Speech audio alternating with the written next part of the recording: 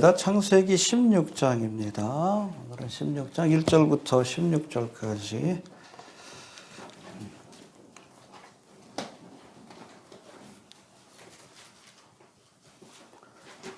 (16장) 1절부터 16절까지 교독합니다. 아브라함의 아내 사레는 생산치 못하였고 그에게 한 여종이 있으니 애굽 사람이요 이름은 하갈이라. 사레가 아브라함에게 이르되 여호와께서 나의 생사를 허락지 아니하셨으니 원하되 나의 여종을 얻지 마라. 내가 복으로 말미암아 자녀를 얻으라 하라매. 아브라함이 사레의 말을 들으니라. 아브라함의 아내 사레가 그 여종 애굽 사람 하갈을 가져 그 남편 아브라함에게 첩으로 준 때는 아브라함이 가나안 땅에 거한 지 10년 후이었더라. 아브라함이 하갈과 동침하였더니 하갈이 잉태하매 그가 자기의 잉태함을 내갖고 사레가 아브라함에게 이르되 나의 받는 유혹은 당신이 받아야 옳도다. 내가 나의 여종을 당신의 품에 두었거늘 그가 자기의 잉태함을 깨닫고 나를 멸시하니 당신과 나 사이에 여호와께서 판단하시기를 원하노라. 아브라함이 사레에게 이르되 너의 여종은 내 주에 있으니 너의 여종으로 그에게 말하라매. 사레가 하갈을 학대하였더니 하갈이 사레 앞에서 도망하였더라. 여호와의 사자가 광야의 샘 곁 곧 술길 샘물 곁에서 그를 만나 가로되 사레의 여종 하갈아 내가 어디서 왔으며 어디로 가느냐. 그가 가로되 나는 나의 여주인 사레를 피하여 도망하나이다. 여호와의 사자가 그에게 이르되 내 여주인에게로 돌아가서 그 수하에 복종하라. 여호와의 사자가 또 그에게 이르되 내가 네 자손으로 크게 번성하여 그 수가 많아질 수 없게 하리라. 여호와의 사자가 또 그에게 이르되 내가 잉태하였은즉 아들을 낳으리니 그 이름을 이스마엘이라 하라. 이는 여호와께서 내 고통을 들으셨음이니라. 그가 사람들의 들을 지키니 그 손이 모든 사람을 지키고 모든 사람의 궁지를 지키며 그가 모든 동리의 생각에서 살리라 하니라. 이러므로 그 샘을 푸엘라 헤로이라고 불렀으며 그것이 가데스 베레사이에 있더라. 몇 절 했나요? 13절. 죄송합니다. 하갈이 자기에게 이르신 여호와의 이름을 감찰하시는 하나님이라 하였으니 이는 내가 어떻게 여기서 나를 감찰하시는 하나님을 배웠는가 함이라.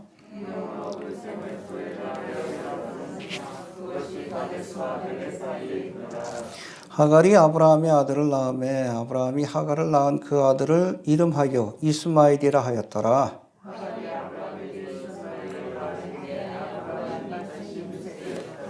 아멘. 해봅시다. 감찰하시는 하나님. 하나님께서 우리를 감찰하십니다. 지켜보신다는 뜻이에요. 지켜보다가 어려운 순간을 만날 때 하갈에게 나타났던 여호와의 사자처럼 우리에게 나타나시사 우리에게 힘을 주시고 또 축복해 주실 줄로 이렇게 믿습니다. 창세기 12장과 13장 그리고 우리가 지난 시간에 살펴본 15장에서 하나님은 아브라함에게 후사를 주시겠다는 약속을 주십니다. 몇 번이나? 3번. 이 사건 이후에도 2번을 더 줘요. 17장에 나오고 18장에 또 나옵니다. 17장에서는 아브라함이 99세 됐을 때 이름을 바꿔주시면서 아브라함을 아브라함이라 해라. 사레를 다시금 후사를 주신다 그러고 마지막 약속은 또 언제 주십니까? 18장에 보니까 하나님의 천사들이 어디로 갈 때? 소돔과 고모라를 심판하기 위해서 갈 때 아브라함이 그걸 지켜봤어. 장막 앞에서 마므레 상수리 숲을 앞에서 얼른 모셔다가 대접하죠. 근데 그 세 사람 가운데 둘은 천사고 하나는 크리스토퍼니 구약에 나타난 현현하신 하나님이십니다. 여기 뒤에 13절에 나오는 여호와의 사자도 하나님으로 봐야 돼요. 성자 하나님이 여호와의 사자, 하나님의 메신저로서 그렇게 왔다라고 보아야 합니다. 왜냐하면 이 사건 이후에 이 하갈이 뭐라고 합니까? 감찰하시는 하나님을 배웠다. 할렐루야. 하나님을 만났다고 고백하고 있기 때문에 그래요. 아무튼 이때도 다시 한번 언약의 후손을 주시리라. 그러니까 총 몇 번 약속한 거예요? 왜 5번이나 했을까? 안 믿으니까 그렇지. 아주 고집이 세. 아주 불신하게 사람이에요. 아브라함 보면서 참 위로가 많이 돼. 별 볼 일 없는 사람이에요. 아브라함이 위대한 게 아니에요. 이런 형편없는 사람을 불러서 믿음의 조상이 되게 하신 하나님이 위대한 겁니다. 알겠습니까? 요즘 아브라함에 관한 설교하면서 참 위로가 많이 돼. 나하고 별거 차이 나는 게 없구나. 난 야곱만 형편없는 줄 알았더니 뭐 아브라함도 형편없는 사람이에요. 계속 하나님 말씀 순종할 때도 그냥 적당히 순종하잖아요. 그렇죠? 지난 시간에 살펴봤지만 쪼개라면 비둘기까지 쪼개야지 하다가 지쳤는지 잠들어 버리고. 아무튼 그래. 근데 그 모습이 내 모습입니다. 그래서 아브라함이 위대한 게 아니에요. 그런 별 볼 일 없는 사람을 불러서 믿음의 조상이 되도록 연단하시고 이끌어 가신 하나님이 위대한 겁니다. 할렐루야. 아무튼 12장과 13장하고 15장 세 번이나 언약의 후손을 주시려 약속하셨는데 또다시 아브라함이 기다리지 못하고, 언약, 하나님 주신 언약은 언제까지 기다려야 돼? 간단하죠? 기다리지 못하고 여종 하갈을 통해서 이스마엘을 낳게 되는. 근데 이스마엘은 아랍 족속의 후예들이에요. 그래서 이스마엘의 탄생으로 인해서 결국엔 이삭이 탄생했을 때 누가 구박을 해? 이스마엘이 이삭을 구박해. 그러니까 나중에 쫓아내잖아. 아브라함의 집에서. 근데 나중에 뭐 이삭의 후손은 이스라엘 족속이 되고, 그렇죠? 그리고 이스마엘의 후손들은 아랍 족속. 그래서 여러분 이스마엘에게도 12아들이 있었습니다. 그래서 25장에 보면 그 이삭의 후손들, 이 12아들들이 아랍의 12족속으로, 부족장으로 이렇게 크게 성장하는 모습을 보여주는데, 이 사람들이 지금 이슬람 사람들이에요. 중동의 싸움은 지금 이스마엘과 이삭의 후손과의 싸움이다. 그렇게 보시면 됩니다. 그 불행의 시작이 바로 여기부터. 하나님의 약속을 끝까지 기다리지 못하고 인간적인 생각을 따라서 이스마엘을 낳음으로, 그래서 이걸 육신의 자녀라고 합니다. 로마서에서도. 이삭만이 언약의 후손이에요. 하나님의 약속을 믿음으로 얻은 아들이기 때문에. 이스마엘은 사람의 생각을 따라 낳은 아들이에요. 뒤에 또 자세히 살펴봅니다. 어떤 이런 불행이 시작되는 그 출발점이 여기인데, 그 말씀도 우리가 하나씩 살펴보기 전에 먼저 우리 지난 시간에 배운 것들을 잠깐 한번 복습해 봅니다. 자, 북방들과의 싸움에서 큰 승리를 거두었지만 이내 두려움에 쌓인 아브라함에게 하나님이 나타나서 이제 내 우선을 하늘에, 그렇죠? 13장에서는 땅에 티끌과 같이. 왜 13장에서는 티끌이요? 낮에 주신 약속이고, 또 15장에서는 왜 별이요? 밤에 주셨으니까. 밤낮으로, 그렇잖아. 눈 뜨면 보이는 게 티끌이고, 여러분 밤이 되면 보이는 게 별밖에 없어. 나중에 기회 되면 한번 가보셔요. 광야에 가보면 그래. 눈 뜨면 보이는 게 티끌이고 밤에는 별이요. 24시간 밤낮으로 하나님의 언약, 후손을 주시라는 약속을 잊지 말라. 잊지 말라고 했는데 엉뚱한 짓 한 거 아니에요. 그렇죠? 그런 거예요. 그리고 또 가나안 땅을 그들에게 유업으로 줄 것이라고 하시면서 또 이 언약을 믿지 못하는 아브라함에게 이제 짐승을 쪼개어 그 사이를 지나가는, 이걸 피의 언약이라고 합니다. 이건 제사가 아니에요. 짐승을 쪼개어 탁 벌려놓고 두 사람이 원래는 이렇게 딱 그 사이, 피가 흐르는 그 사이를 지나가. 이 언약을 지키지 않으면 너 죽여버릴 거야. 목숨 걸고 맺는 언약이 바로 이 피의 언약입니다. 근데 이 피의 언약을 맺을 때 아브라함은 잠들어 있었어요. 하나님이 홀로 지나가셨습니다. 그래서 아브라함에게 하나님 주신 언약은 일방적인 언약이에요. 해봅시다. 일방적인 언약이다. 아브라함이 잠들든 아니면 아브라함이 우선 이스라엘 백성들이 죄를 짓건 상관없이 하나님께서 지키겠다고 약속하신 거예요. 그 언약대로 지금 여러분 중동의 상황이라든지 종말의 상황이 펼쳐지고 있는 것도 우리가 보고 있는 거예요. 일방적인 언약입니다. 신약시대에 우리에게 주신 또 다른 피의 언약이 있어. 그게 뭐예요? 십자가를 통해서 주신 피의 언약. 이것도 일방적인 언약이에요. 우리가 아무리 허물이 많고 죄인이라 할지라도 십자가에서 우리의 죄를 대속하기 위해서 죽으신 예수를 믿기만 하면 구원받게 하리라. 할렐루야. 일방적인 약속이에요. 우리의 행위나 공로에 의지하는 것이 아니라 믿기만 하면. 그래서 오직 예수, 오직 믿음, 오직 은혜. 우리 행위를 강조하면 안 됩니다. 그래서 율법주의를 사도 바울이 십자가의 원수라고 했죠. 왜? 하나님 주신 은혜를 부정하는 자들이기 때문에. 율법주의자들은 하나님 주신 은혜를 부정하기 때문에 십자가의 원수예요. 그래서 지옥 가요. 일방적인 언약입니다. 내 행위나 공로를 드러내지 마십시오. 아브라함이 하나님을 믿음에 하나님이 의로 여기셨다고 했는데 그 이후로도 얼마나 형편없어. 하는 짓 봐봐. 여러분, 성화가 구원의 조건이 아니에요.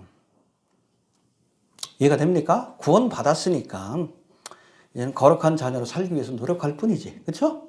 그 과정일 뿐이에요. 성화가 구원의 조건은 아닙니다. 아브라함은 여러분 몇 번이건 지옥 갔지. 얼마나 많이 넘어져요. 우리가 하나님의 언약을 붙들어야 합니다. 예, 피의 언약을 주셨는데 아무튼 이 피의 언약을 믿을 때 아브라함에게는 가나안 땅을 유업으로 주리라. 할렐루야. 예수님을 통해서 주신 피의 언약은 이거를 믿는 자에게 뭘 주셔요? 가나안 땅. 영적인 가나안 땅인 천국을 주리라. 이해가 되십니까? 네. 우리가 천국을 유업으로 얻는 하나님의 자녀가 돼. 뭘 믿을 때? 피의 언약을 믿을 때. 이게 복음이에요. 이해가 되시죠? 예. 자, 이제는 이런 하나님의 언약에도 불구하고 아브라함이 주님의 언약을 믿지 못하고 여종 하갈을 통해서 이스마엘을 낳는 그 장면이 계속 우리 16장에 이어지는데 하나씩 살펴봅시다. 1절 봅시다. 시작.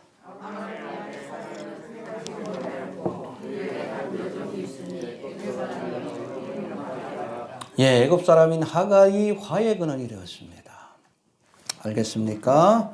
여기 보니까 애굽 사람 뭐 뒤에도 나오지만 애굽 사람으로 하갈을 애굽 사람으로 소개합니다. 해봅시다. 애굽 사람 하갈. 근데 이 하갈이 어떻게 아브라함의 종이 되었을까요? 하갈이 애굽 땅에 내려갔죠. 기근을 만나서. 그때 바로 왕이 이 아브라함의 환심을 사기 위해, 그렇죠? 많은 재물을 줬잖아. 돈, 은과 금도 주고, 가축도 주고, 노비들도 함께 줬습니다. 그때 받은 거예요. 바로 왕이 준 겁니다. 여러분, 영적인 의미에서 애굽은 세상 나라를 상징하고, 이 바로 왕은 세상의 왕을 상징해요. 이 하갈은 여러분 세상으로부터 가져온 누룩입니다. 결국엔 이 누룩이 퍼져서 아브라함의 가정에 불행과 고통을 가져왔다는 거예요. 알겠습니까? 우리의 삶 가운데 혹시 애굽에서 가져온 것들이 없는지, 응? 아직도 버리지 못한 미련이 없는지 우리가 좀 돌아보고 이거를 철저하게 제거해야 합니다. 솔로몬도 그랬잖아요. 응? 그가 정략 결혼했잖아요. 수많은 이방 여자들 데리고 왔는데 나중에 이 여자들 때문에 우상숭배에 빠져가지고 그 죄로 인해서 원래는 하나님께서 솔로몬을 심판하려고 했어요. 근데 다윗 때문에 너는 내가 용서해 주겠다. 근데 다윗이 죽고 나서 이스라엘이 북이스라엘과 남유다로.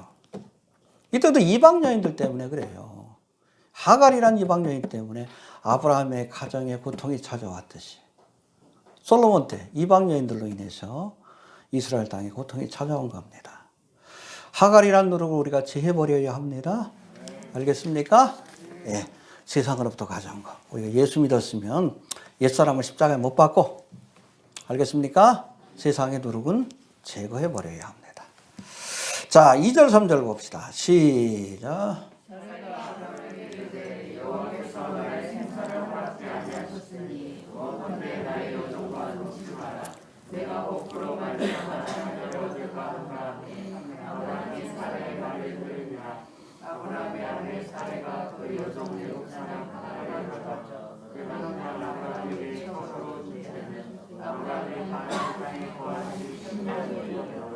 예, 3절, 2절에는 이제 사라의 권유로 아브라함이 여종 하갈을 통해 육신의 자녀를 얻게 되는 과정이 기록되어 있는데 세 가지로 살펴볼 수 있을 것 같아요. 먼저 2절 다시 한번 봅시다. 시작.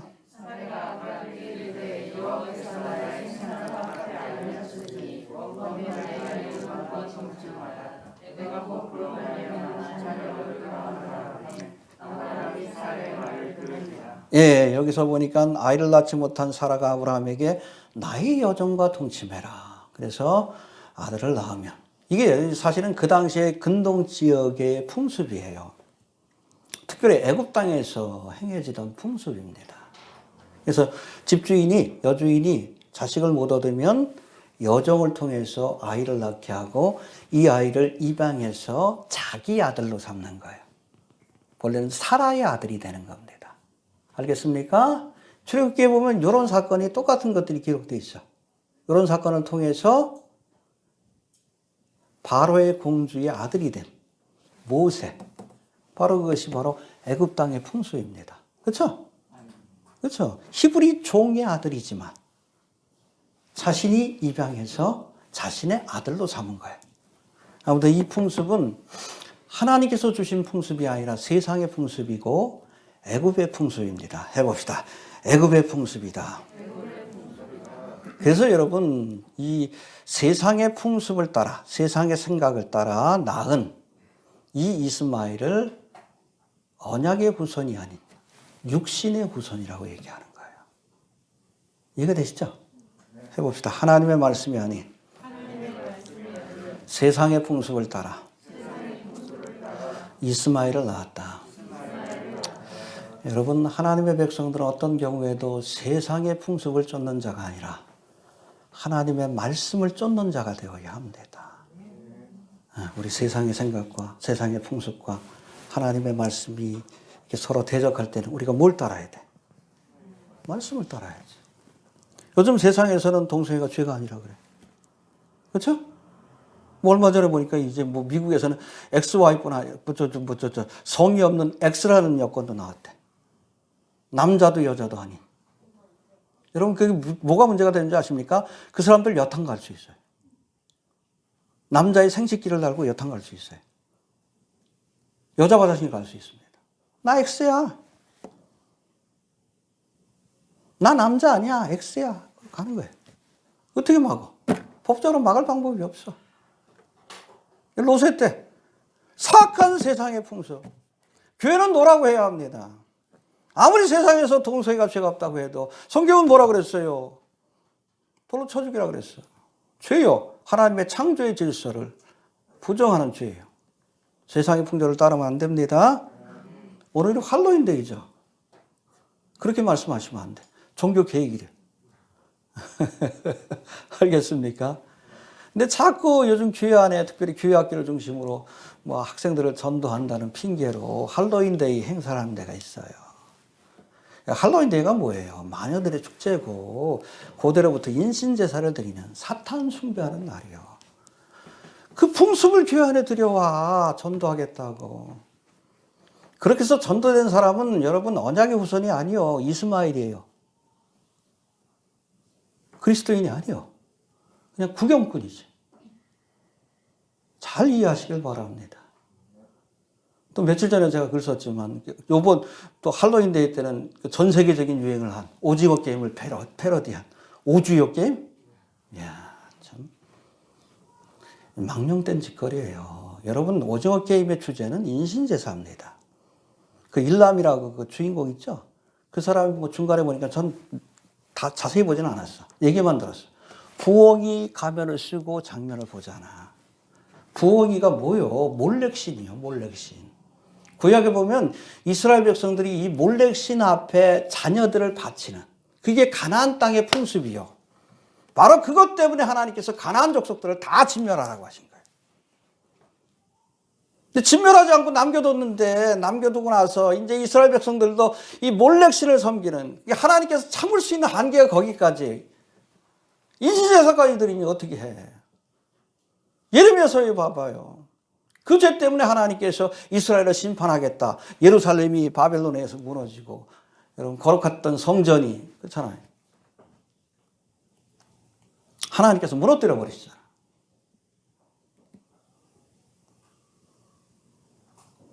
여러분 교회 안에서 몰렉신을 섬기는 게임을 하고 있으니 뭐 무슨 오주요 게임이요. 걔네들이 말하는 주가 몰렉신이에요. 교회 안에서 몰렉신을 섬기니 하나님 심판하지 않겠어요? 세상 풍습을 쫓으면 안 돼요. 꼭 보면은 교회 안에 여러분 뭐 하나님이 기뻐하지 않는 일들이 뭐 선교한다, 전도한다는 핑계로 그렇게 들여왔어. 로마 카톨릭이 여러분 성상, 우상이죠. 그 들여온 것도 전도하겠다는 핑계를 대고. 열린 예배도 그거 아니에요. 어? 사람들 전도하겠다. 교회가 콘서트장이 돼버렸잖아. 그렇죠?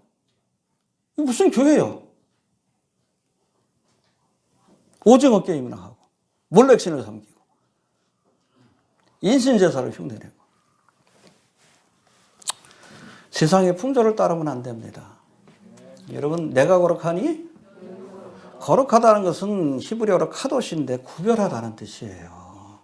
구별되어라. 세상과는 구별되어야 합니다. 교회는 그래야 되고 하나님의 사람들은 달라야 돼. 자꾸 세상 풍습을 사라가 세상 풍습을 쫓아가다가 결국에는 육신의 자녀인 이스마엘을 낳게 된 겁니다. 세상 풍습을 쫓지 맙시다. 말씀만 쫓아야 합니다. 예. 그리고 2절 다시 한번 봅시다. 2절. 시작.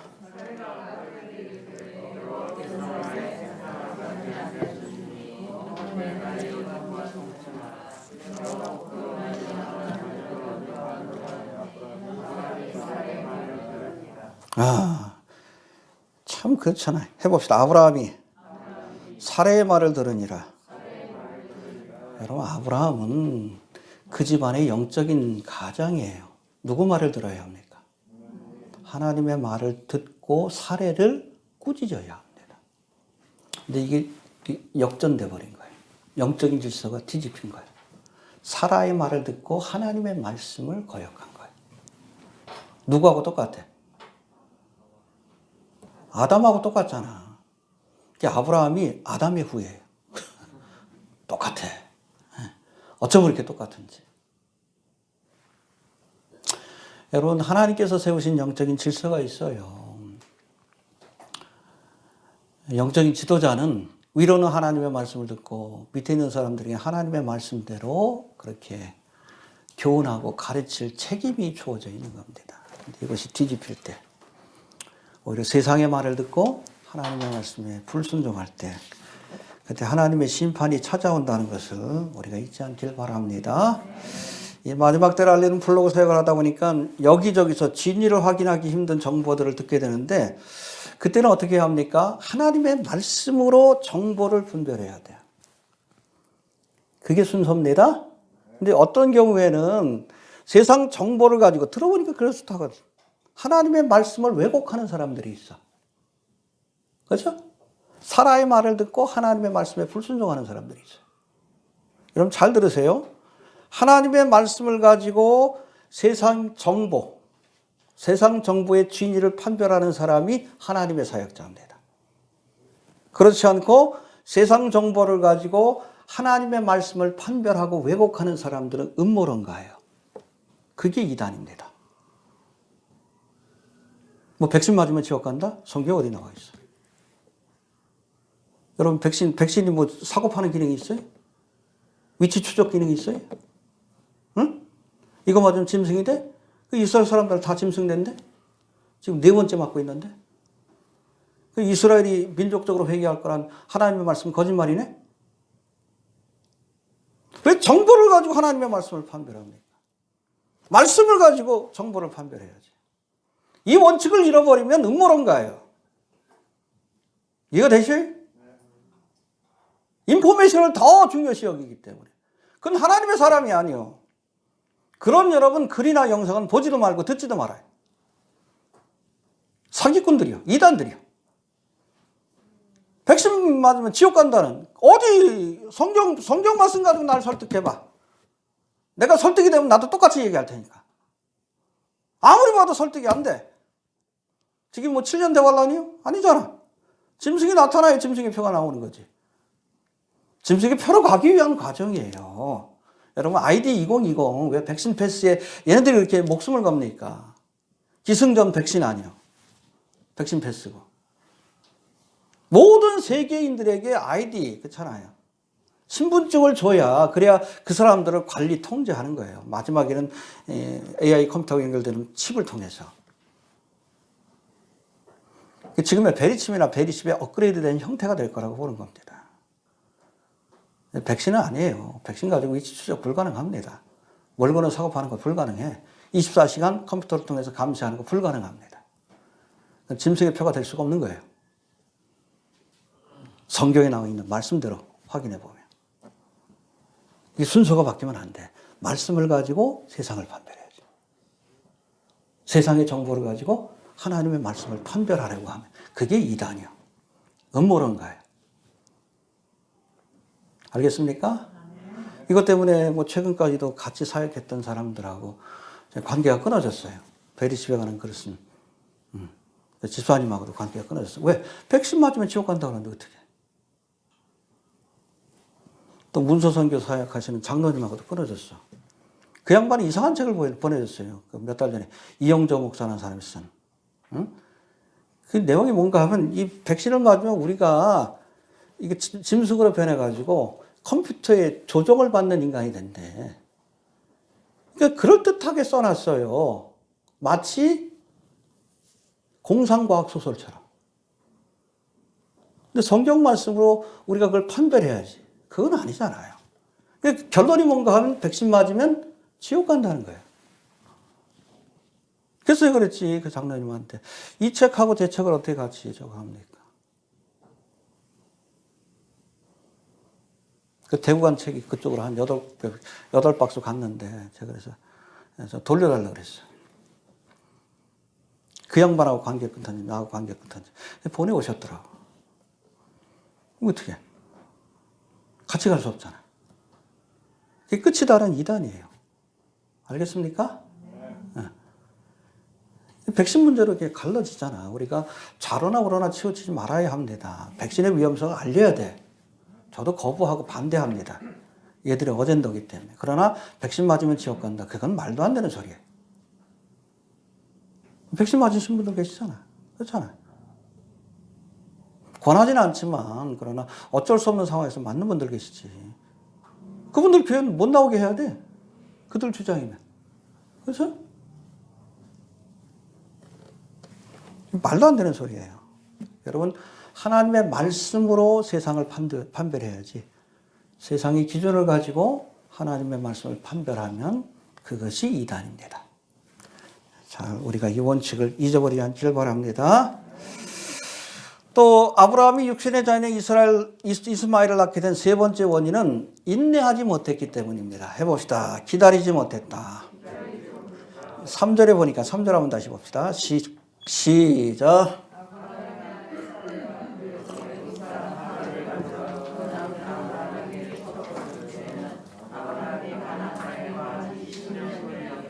예, 그러니까 10년 동안은 기다린 거예요. 언약의 우상. 기다리다가 지친 거예요. 근데 여러분 끝까지 기다려야 합니다. 약속을 주시면 언제까지? 그렇죠. 성취될 때까지. 너희에게 인내가 필요하면 너희가 하나님의 뜻을 행한 뒤에 약속하신 것을 얻기까지 기다려야 합니다. 언제까지? 그렇죠.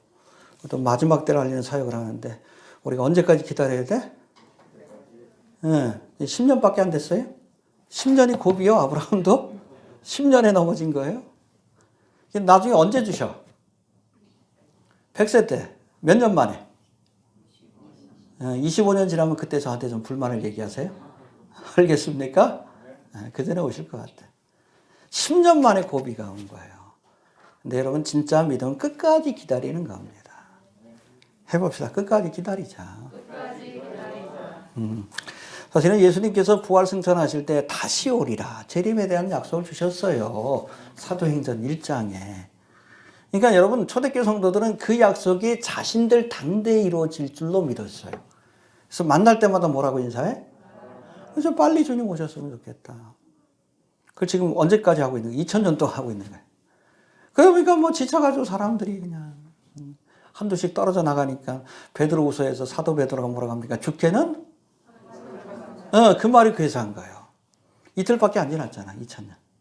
그렇죠? 근데 뭐 지금 뭐 벌어지는 상황들 보면 지금이 마지막 세대 같아요. 얼마 남지 않은 것 같습니다. 중동의 상황도 그렇고.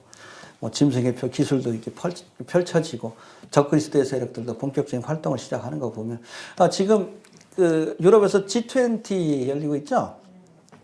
지금 한 2년 동안 코로나 사태 이후 한 2년 동안 얘네들이 밀어붙인 어젠더가 ID 2020이에요. 모든 사람들에게 백신 패스라는 아이디를 부여하자. 그래야 이것이 나중에 사람을 통제 관리하는 번호를 매겨주는 겁니다. 근거가 되기 때문에 기초기술, 기초작업을 시작한 거예요. 근데 지금 이게 어느 정도 됐다고 싶으니까 미국 같은 경우에는 70%를 못 넘어요. 나머지는 안 받을 사람들이야. 그러니까 그 사람들도 휴거를 기다리는 거야. 예수님들 빨리 떠나야지. 100% 되니까. 여하튼 이제 지금 또 다른 어젠더로 11월 달부터 넘어갔어요. 그게 뭔지 아십니까? 탄소 중립. 지속 가능한 성장. 그래서 여러분 ID 2020 같은 경우에는 개인을 통제하는 수단입니다. 개인을 통제하고 관리하기 위한 수단이에요. 그런가 하면 여러분 이 탄소세라든지 지속 가능한 성장 요 어젠다는 뭘 통제하기 위한 것이냐면 국가하고 기업을 통제하기 위한 수단입니다. 이해되시죠? 아마 이 단계가 넘어갔기 때문에 어느 정도 이거 좀 됐다고 여기고 지금 또 다른 어젠더 ID 2020에서 지구온난화 어젠더로 지금 넘어가고 있다. 근데 이런 본격적인 활동을 시작하는 건 여러분 잘 들으세요. 하나님이 퍼밋한 겁니다. 허락하신 거예요. 왜? 어두워져야 하나님이 심판하시기 때문에. 여러분 적그리스도의 나라가 이 땅에 세워져야 하나님이 7년 대환란을 시작하실 수 있기 때문에 그래요. 하나님이 컨트롤하십니다. 잊어버리지 마셔요.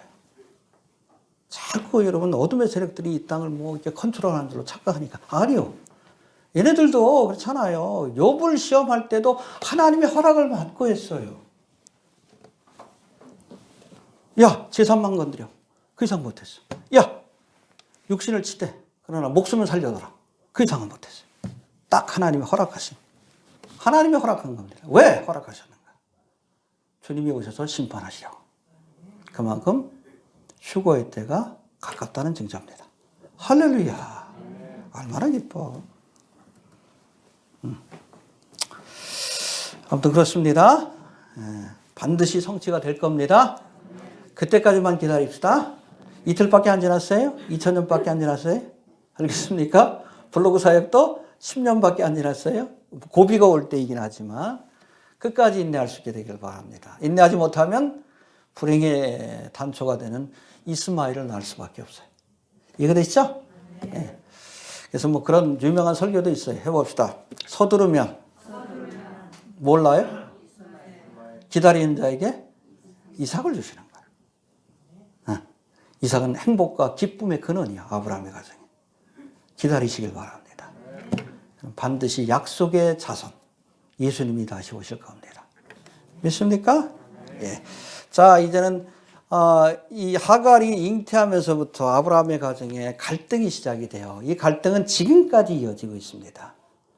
이스마엘을 통해서, 이스마엘의 후손을 통해서 아브라함의 집안에 갈등이 시작이 되는데 그 모습을 살펴봅시다. 4절 봅시다. 시작.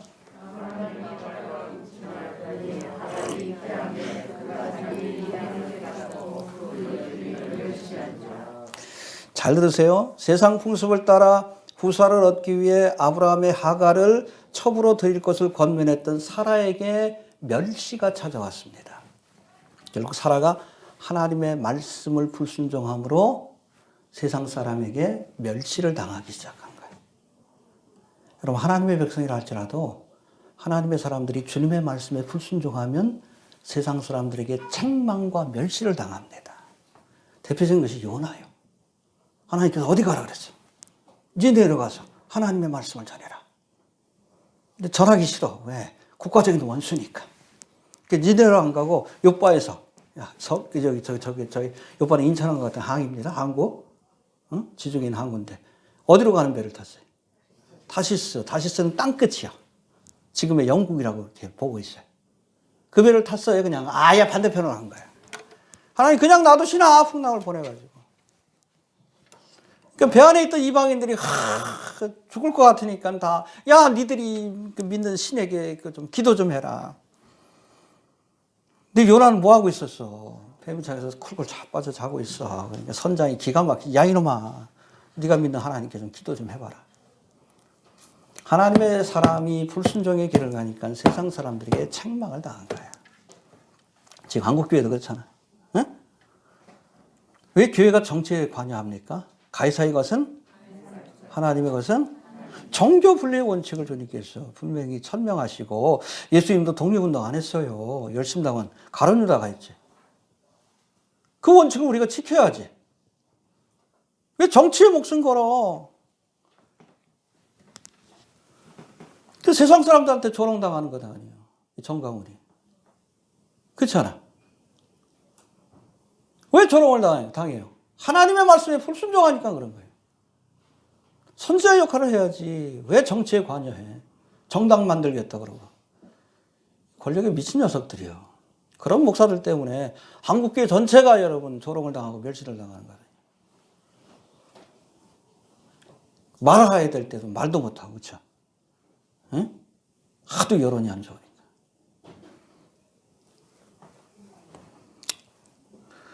아무튼 그러지 말아야 합니다. 알겠습니까? 해봅시다. 사라의 불순종이 멸시를 가져왔다.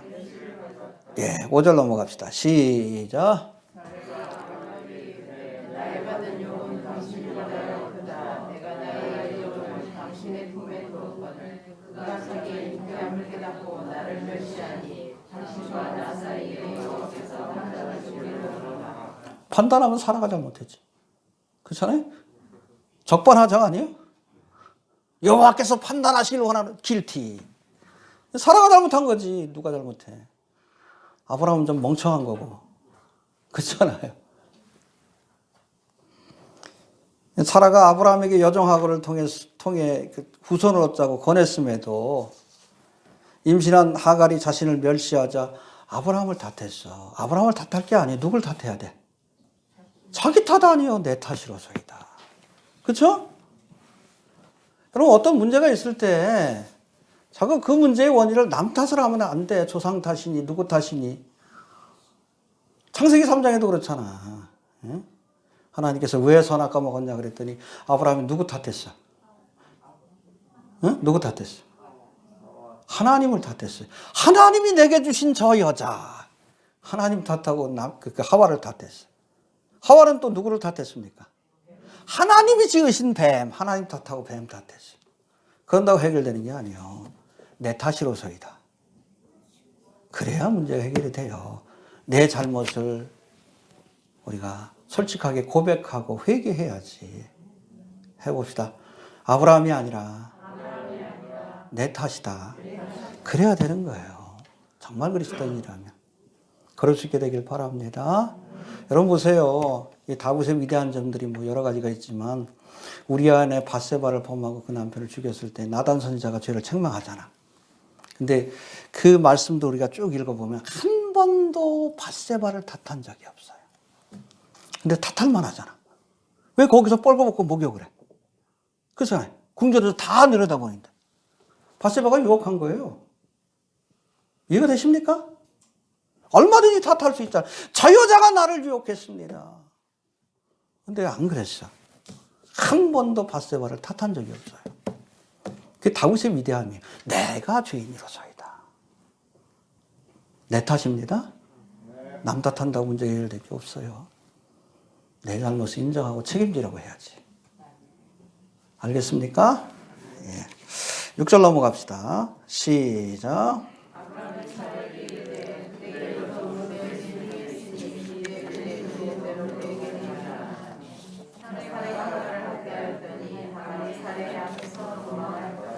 예, 하갈이 잉태한 뒤 자신을 멸시하는 것을 본 사라가 남편이 아브라함을 다그치자 아브라함이 사라에게 뭐라고 합니까?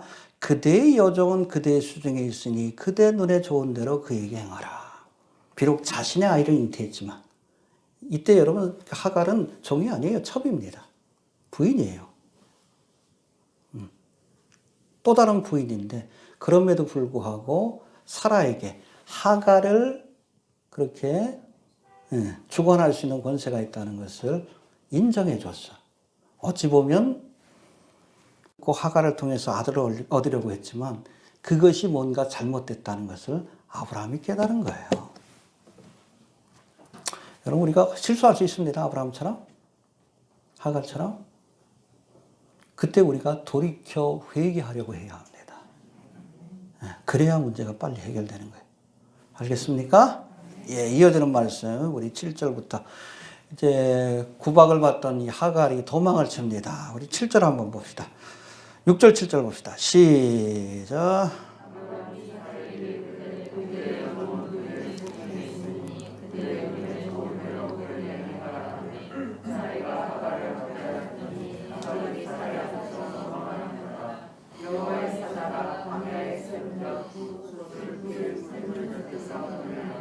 예, 아브라함의 집을 도망친 하라가 어디로 가고 있었어요? 여기 보니까 광야 샘곁 술길이라고 돼 있죠. 술. 이거 여러분 가나안 땅에서 이집트로 가는 길이에요. 어디 출신이요? 애굽 출신이요. 애굽으로 돌아가려고 하는 거예요. 근데 여호와의 사자가 막으신 겁니다. 할렐루야. 여러분 어렵고 힘들어도 믿음의 자리에 남아 있어야 된다는 얘기예요. 그렇지 않고 조금 어렵다고 여러분 애굽 땅으로 세상으로 다시 돌아가면 더 큰 어려움을 만납니다. 아브라함이 그랬고, 그렇죠? 룻기에 나오는 나오미가 그랬고, 어려워도 믿음의 자리를 지켜야 합니다. 해봅시다. 어려워도 믿음의 자리를 지켜야 한다. 여호와의 사자가 막으신 겁니다. 그러지 못하도록. 할렐루야. 그리고 8절 봅시다. 시작.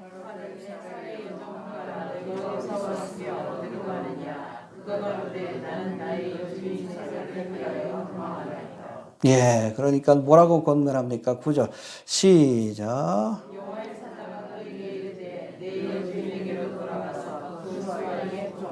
애굽 땅으로 내려간다고 문제가 해결되는 것이 아니에요. 돌아가야 합니다. 내려가면 문제가 더 복잡해져. 더 큰 어려움을 만납니다. 알겠습니까? 탕자처럼 내려가면 더 큰 어려움을 만나. 돌아가야 합니다. 믿음의 자리로, 아브라함의 자리로, 아브라함이 있는 곳으로, 가나안 땅으로 해봅시다. 돌아가라. 회복의 첫 번째 우리가 출발점은 돌아가는 겁니다. 그리고 뭐라고 합니까? 9절에서 여주인에게 돌아가서 그 수하에 복종하라. 문제의 원인이 뭐예요? 하나님이 세우신 영적인 질서를 무시했기 때문에 나온 거예요. 하나님 세우신 영적인 질서들이 있어요. 그렇죠? 우리 하나님의 백성들은 우리가 순복해야 될 대상이 두 가지가 있어요. 가정에서도 하나님 세우신 영적인 질서가 있습니다. 교회 안에서도 세운 질서가 있고, 그리고 국가에도 하나님이 세우신 권세자들이 있어. 그래서 로마서 13장 1절 2절에서 뭐라고 합니까? 각 사람은 위에 있는 권세들에게 굴복하라. 권세는 하나님께로 나지 않음이 없나니 모든 권세는 다 하나님이 정하신 바라. 그렇죠? 우리 그리스도인들은 국가의 권세를 가진 사람들에게 복종하는 것이 첫 번째 의무예요. 물론 그들이 하나님의 말씀을 대적하는 일을 지시했을 때는 저항해야 합니다. 그렇지 않으면 내가 혹시 마음에 들지 않는 대통령이라 할지라도 일단은 그 권세에 굴복하는 것이 곧 하나님의 뜻에 굴복하는 겁니다. 좀 부당하지만, 사례가 좀 부당하지만 가서 복종해라. 알겠습니까? 네, 해봅시다. 복종하라. 할렐루야. 네. 그럴 때 하나님께서 이 하갈에게 그렇게 하면, 돌아가서 그 권세에 복종하면, 이 명령에 네가 순종하면 이러이러한 복을 주리라. 10절 봅시다. 시작.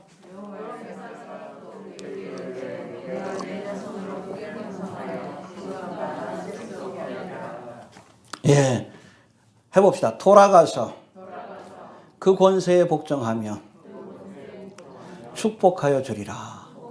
할렐루야. 이건 오늘날에도 마찬가지.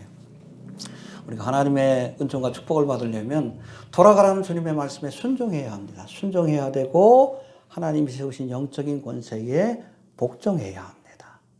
그럴 때 하나님께서 우리의 삶을 복되게 하십니다. 할렐루야. 예. 자, 이제 11절 넘어갑시다. 11절. 시작.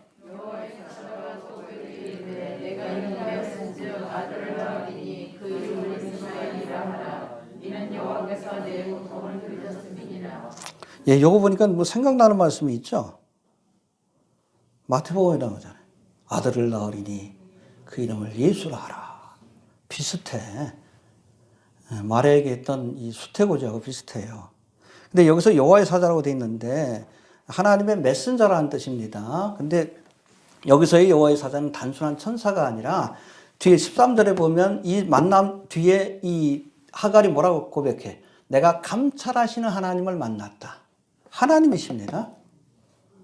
성부 하나님의 지시를 받고 하갈 앞에 나타난 성자 하나님으로 그렇게 해석을 합니다. 크리스토펀이라고 얘기를 해. 18장에도 나오죠? 그렇죠? 아브라함이 마므레 숲을 그 장막 있을 때 세 사람이 지나가잖아요. 대접을 하죠. 그렇죠? 여러분 천사들도 육신을 가질 수 있습니다. 필요할 때마다. 네피림이 태어난 거예요. 이해가 되십니까? 음식 먹었지? 그런데 그 세 사람 중에 한 사람은 사라지고 두 사람만 소돔과 고모라로 갔어요. 한 분은 누구요? 크리스토펀이에요. 구약에 나타난 성자 하나님이라고 그렇게 보고 있습니다. 알겠습니까? 이것도 그냥 단순한 엔젤이 아니에요. 천사가 아니라 하나님, 성부 하나님의 명령을 받고 이 하갈 앞에 나타난 성자 예수님의 모습으로. 그러니까 감찰하시는 하나님으로 묘사하는 거예요. 이해가 되시죠? 근데 여기 보니까 내가 잉태하였은즉 아들을 낳으리니 마치 마리아에게 가브리엘 천사가 수태고지 하는 그 장면이 좀 나옵니다. 근데 이름을 이스마엘이라 해요. 여러분 잘 들으세요. 성경에서 하나님이 태어나기 전에 이름을 지어준 첫 번째 사람이 이스마엘이에요. 후로는 또 여러 사람들이 있지만 첫 번째의 경우입니다. 여러분 특별히 히브리인들에게서 이름은 그 사람의 운명을 상징하기도 해요. 굉장히 중요한데 어찌됐든 이스마엘의 이름을 지어주시고 또 이어지는 말씀을 보면 이스마엘 장차 어떻게 살아가야 될 것이다 라고 예언하시는데 여튼 이 이스마엘의 운명은 태어나기 전부터 하나님이 정하신 겁니다. 알겠습니까?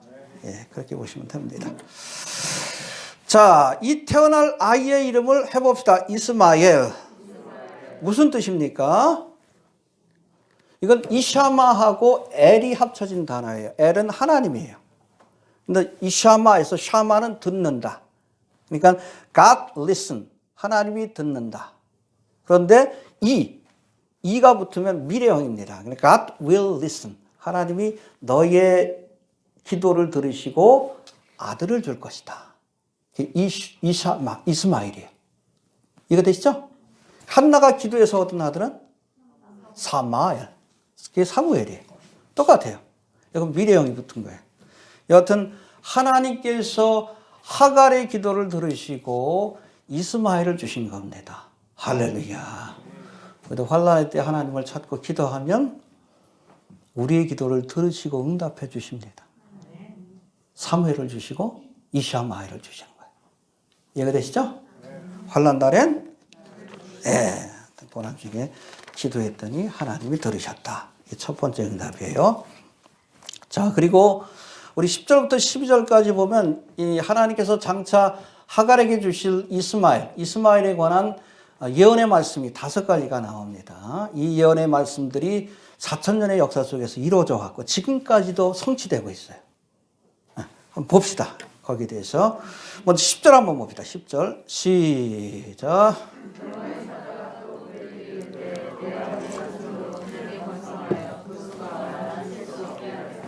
예, 여러분 이 약속대로 이스마엘은 오늘날 아랍인들의 조상이라 할 수 있는 12족속, 12부족의 시조가 됩니다. 그게 창세기 25장 12절부터 16절까지 나오는데 이스마엘에게는 아들이 몇 명 있었죠?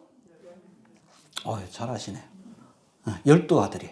근데 12아들 모두가 아랍 족속의 족장이 됩니다. 그 족장들이 번성해가지고 지금 사우디아라비아라는 중동 지역 이슬람권에 있는 사람들이 대부분 다 이스마엘의 후손이다. 그렇게 보시면 됩니다. 그렇죠? 하나님의 예언이 성취가 된 겁니다. 예. 그 다음에 두 번째 12절 봅시다. 시작.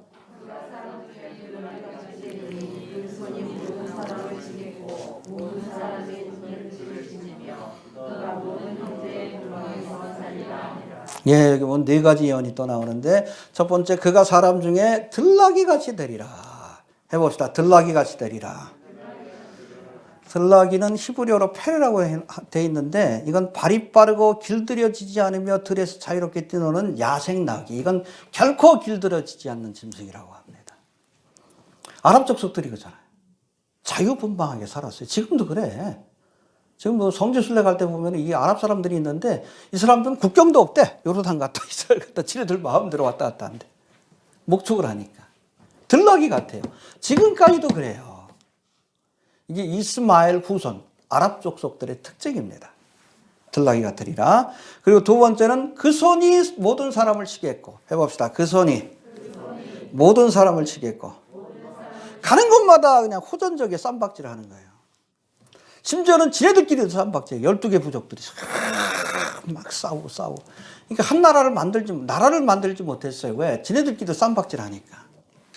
그러다가 여러분 1차 대전 이후 영국의 식민지에서 저들이 벗어나면서 비로소 이들이 연합해서 그 당시에 터키죠. 터키 제국하고 싸워서 나라를 건설했는데 그 대표적인 나라가 바로 요르단과 사우디아라비아예요. 알겠습니까? 네. 어찌됐든 굉장히 호전적인 사람들입니다. 계속 쌈박질하고 지네끼리도 쌈박질하고. 여튼 1차 대전 이후에 이렇게 흩어졌던 서로 쌈박질하던 그들이 연합해서 나라를 세웠는데 그 과정을 보여주는 유명한 영화가 있죠? 아라비아의 네, 맞아요. 우리 권사님 하시네. 그게 아라비아의 로렌스. 그 배경이 어딘가 하면 와디람이라고 우리 성지순례 가신 분들은 아시지만 요르단 맨 밑에 있는 이게 사우디아라비아하고 같이 연결이 돼요. 여러분 최근 개봉한 영화 중에 듀운이라고 아시죠? 거기 배경이 그 와디람이에요. 보시면 됩니다. 옛날에 그 뭐 화성에 관한 영화도 나왔는데 그 배경도 거기고 아주 유명한 것인데 거기서 자유롭게 뛰어다니던 아라비아 로렌스 영화의 배경도 바로 거기 와디람이에요. 거기서 다 촬영했어요. 그 세트장 같아요. 아, 신기해요. 가서 보면. 제가 봤던 것 중에서 제일 신기해. 거기 이스라엘 백성들이 40년 동안 광야 생활하는 거예요. 밤에는 별밖에 안 보여요. 낮에는 모래밖에 안 보여요. 무슨 얘기하다 그랬지? 아무튼 그렇게 굉장히 호전적인 민족이다. 그 다음에 세 번째 뭔가 하면 해봅시다. 모든 사람의 손이 그를 칠 것이요. 그러니까 지네들도 쌈박질을 하고 주변의 국가들도 이 사람들에게 싸움을 걸어온다는 거예요. 그래서 이스마엘 후손들인 아랍 사람들이 주변 국가들을 어렵게 했을 뿐 아니라 스스로도 주변 국가들로부터 끊임없이 몇천 년 동안? 4,000년 동안. 아브라함 때로부터 예수님 때까지 2,000년이에요. 여러분 아담으로부터 아브라함까지 2,000년. 아브라함으로부터 예수님까지 2,000년. 예수님 때부터 지금까지 2,000년. 그렇게 보시면 됩니다. 대략. 4,000년 동안 아무튼 주변 국가들에게 지배를 당했는데 멀게는 고대 시대 때는 이집트와 바벨론과 페르시아, 그리스, 로마 제국에 의해서 침략을 당했습니다. 그렇죠? 또 중세 때는 유럽의 십자군에 의해서 그리고 몽골에 의해서 침략을 당합니다. 그리고 근대에 와서는 영국의 식민지가 돼요.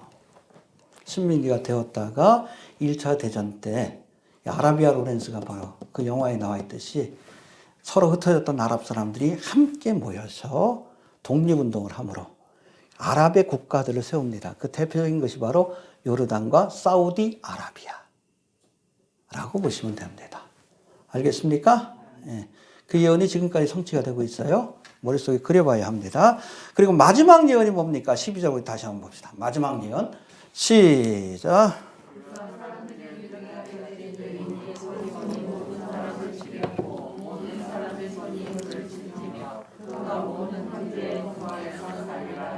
예, 여기 동방이라는 단어가 좀 잘못 해석이 되어 있어요. 이 동방이라는 단어가 히브리어로는 파네라고 되어 있는데 이 단어의 의미는 두 가지가 있어요. 첫 번째는 면전에서 그 형제와 가까이 얼굴을 대하면서 그렇게 살아갈 것이다. 여기 형제는 대표적인 형제, 여러 형제들이 있지만 대표적인 형제는 바로 이스라엘입니다.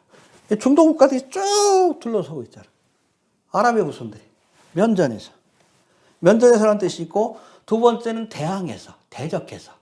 쌈박질 계속 하잖아요. 지금까지도. 근데 지금 트럼프 때, 지금까지도 이어지고 있지만, 쿠시너가 주도한 아브라함 협정 있죠. 이게 아랍 족속과 이스라엘과의 평화 협정이에요. 할렐루야. 그러니까 아랍 사람들이 이스라엘 편을 들기 시작합니다. 이게 곡가마곡 전쟁을 위한 전제 조건이에요. 왜 이게 아브라함 협정인가? 둘 다 아브라함의 후손이기 때문에 그래요. 이스라엘은 이삭의 후손. 이 아랍 족속들은 이스마엘의 후손이기 때문에. 아브라함 협정을 맺은 거예요. 우리 서로 잘 지내자. 알겠습니까? 여기 빠진 것이 이란이요.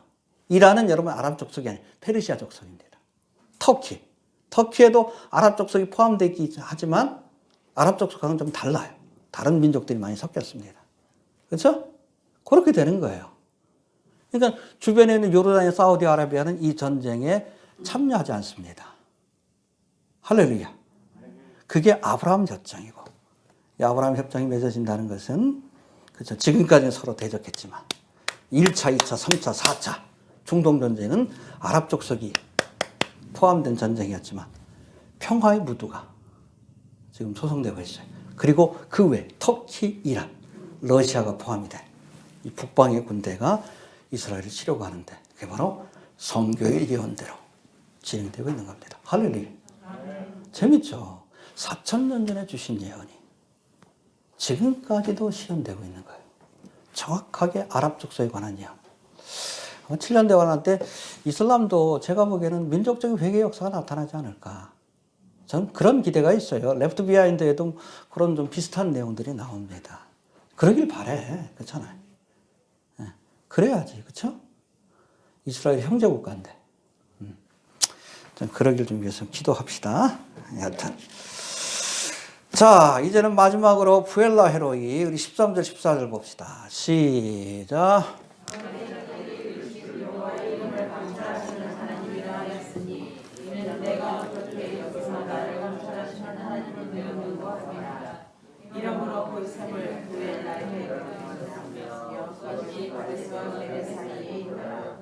예. 아무튼 여기 이제 애굽 땅으로 내려가던 이 하갈이 여호와의 사자를 만나서 돌아가라는 말씀을 듣고 이제 그에게 후손을 주실 것이고 그를 축복할 것이다 라는 말씀을 듣고, 그러니까 여러분 하갈이 처음으로 하나님을 만난 거예요. 이때부터는 하나님의 사람입니다. 무슨 사건하고 비슷해? 베델의 사건하고 비슷하잖아요. 그렇죠? 하란 땅으로 가다가 루스라는 곳에서 하나님을 만나서 그곳의 이름을 베델이라고, 하나님의 집이라고 지었습니다. 똑같아요. 세상 길로 내려가다가 그곳에서 샘물 곁에서 하나님을 만나서 그곳의 이름을 부엘라 헤로이, 살아계신 하나님이, 감찰하신 하나님이 계시는 우물이라는 뜻이에요. 할렐루야. 신앙 고백입니다. 이때부터 믿음의 사람이에요. 적어도 하갈은 하나님을 만난 겁니다. 어찌 보면 하갈이 우리의 모습이요. 하나님과 상관없는 이방인이지만 주님의 은총으로 하나님을 만나서 아브라함의 집에서 그 축복을 같이 누릴 수 있는, 할렐루야, 그런 은총 얻은 사람이 바로 우리예요. 그 여러분 하갈이 만난 하나님 어떤 하나님이에요? 감찰하시는 하나님. God who sees me. 하나님이 나를 지켜보시는 거예요. 이게 무슨 고백인가? 이 하갈이 사라의 밑에서 구박을 당할 때도 하나님 지켜보셨다는 거예요. 도망을 갈 때도 어쩔 수 없어가지고 임산부의 몸으로 애굽 땅으로 이렇게 갈 때도 하나님이 지켜보시고 어려운 순간 나타나서 저를 구해 주시고 위로해 주시고 축복해 주셨다. 할렐루야. 이 부엘라 헤로이가 여러분 하갈의 신앙의 고백이고 우리의 신앙의 고백이 되길 바랍니다. 감찰하시는 하나님이 영어로는 God who sees me. 나를 지켜보시는 하나님. 아십니다. 하나님 지켜보십니다. 네, 그래서 우리가 영어로 I see 그러면 내가 본다. 나 안다. 하나님이 나를 아십니다. 찬송가에도 있잖아. 아시지요, 아시지요. 사람들은 몰라. 이 하갈의 사정을 누가 알겠어? 누가 하갈 편이 되어줍니까? 나중에 또 쫓겨나잖아. 개인적으로 굉장히 불쌍해. 그렇잖아. 이스마엘 때문에 쫓겨나. 나중에. 이때는 도망갔지만 나중에 쫓겨나요. 그때도 하나님 만나주셔요. 그때도. 그게 믿음의 사람이에요. 아무튼 하나님께서 우리를 지켜보고 계십니다. 또 하나님께서 우리 형편과 사정을 아십니다. 할렐루야. 자, 우리 15절 16절 넘어갑시다. 시작.